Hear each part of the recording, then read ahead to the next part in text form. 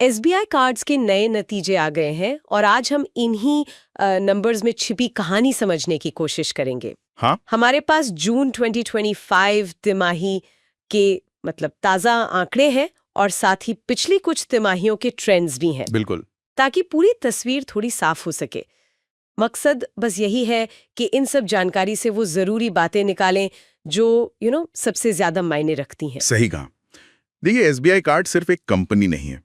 ये भारत में लोग कैसे खर्च कर रहे हैं उसका एक बहुत बड़ा पैमाना भी है। हाँ, ये तो है। तो इसके नतीजों को देखना एक तरह से अर्थव्यवस्था की नब्ज पर हाथ रखने जैसा है।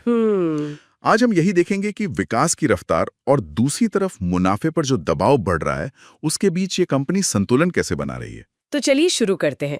सबसे पहले रेवेन्यू।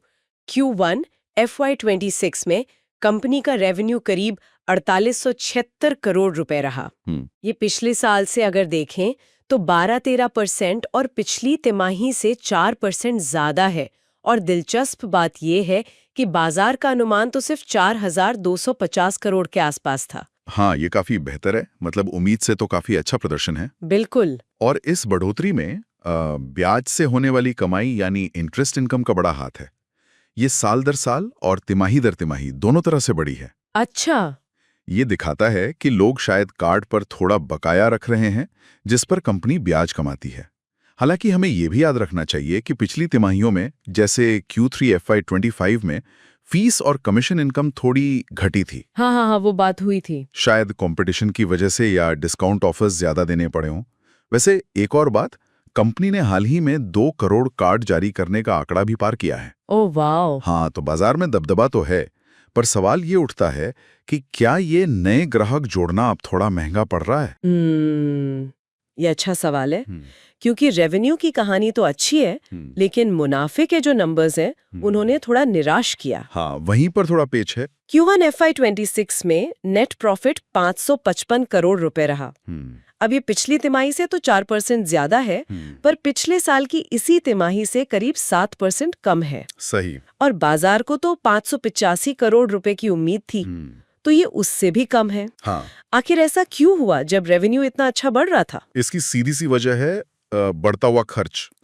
Q1 में जो खर्चे हैं वो पिछले साल से 17-18% बढ़ गए। ओह। जबकि रेवेन्यू सिर्फ 12-13% बढ़ा। तो ये जो गैप है वो सीधा मुनाफे पर असर डाल रहा है। अच्छा। खासकर फाइनेंस कॉस्ट्स, मतलब कंपनी जो पैसा उधार लेती है उसकी लागत, वो लगातार बढ़ रही है। Q3 FY25 में भी ये पिछले साल से 19% ज्यादा थी।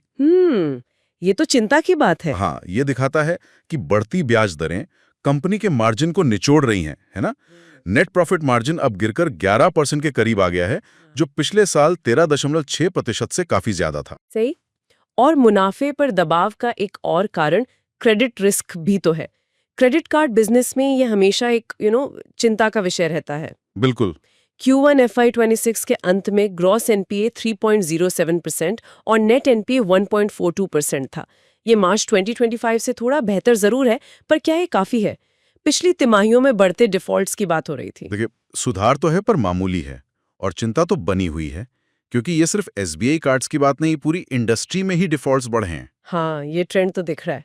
एसबीआई कार्ड्स इससे निपटने के लिए कदम उठा रहा है, ऐसी बात नहीं है। जैसे नए ग्राहकों के लिए नियम शायद थोड़े सख्त कर रहे हैं, मौजूदा ग्राहकों के कर्ज के लेवल पर नजर रख रहे हैं, वसूली के प्रयास तेज कर रहे हैं। अच्छा। उनका जो प्रोविजन कवरेज रेशियो यानी पीसीआर है वो 54.35% है। इसका मतलब है कि वो संभावित नुकसान की भरपाई के लिए मुनाफे का एक हिस्सा अलग रख रहे हैं। ओके। ये एक जरूरी कदम है, लेकिन असली चुनौती तो डिफॉल्ट्स को बढ़ने से रोकना ही है। सही है। तो इन चुनौतियों के बीच क्या कंपनी ग्रोथ के मोर्चे पर कुछ नया कर रही है? हमने पिछली तिमाहियों में देखा था कि नए खाते जोड़ने में तेजी थी।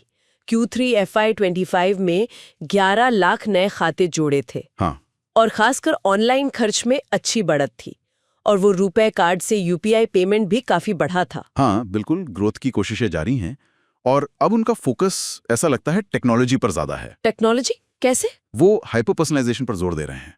मतलब ये सिर्फ नाम का पर्सनलाइजेशन नहीं है। अच्छा। ये ग्राहक के खर्च के पैटर्न, उसकी लोकेशन, ऑनलाइन एक्टिविटी, इन सब को समझकर बिल्कुल सही समय पर सही चैनल से एकदम सटीक ऑफर देना है। वाह, ये तो काफी एडवांस लग रहा है। हाँ, और डिजिटल तरीके से नए ग्राहक जोड़ना, उस पर भी जोर है। साथ ही SBI के जो बाकी डिजिटल प्लेटफॉर्म्स हैं उनके साथ मिलकर एक सुपर ऐप जैसा अनुभव बनाने की भी कोशिश है। और हाँ, AI का इस्तेमाल करके अंदरूनी कामकाज को बेहतर और सस्ता बनाने पर भी काम चल रहा है। तो मतलब टेक्नोलॉजी पर काफी बड़ा दांव लगा रहे हैं। लग तो यही रहा है। तो कुल मिलाकर तस्वीर काफी मिली जुली सी है। एक तरफ अच्छी रेवेन्यू ग्रोथ है, मार्केट में लीडरशिप है, हाँ, तो दूसरी तरफ मुनाफे पर दबाव, बढ़ते हुए खर्चे और क्रेडिट रिस्क की चिंताएं भी हैं।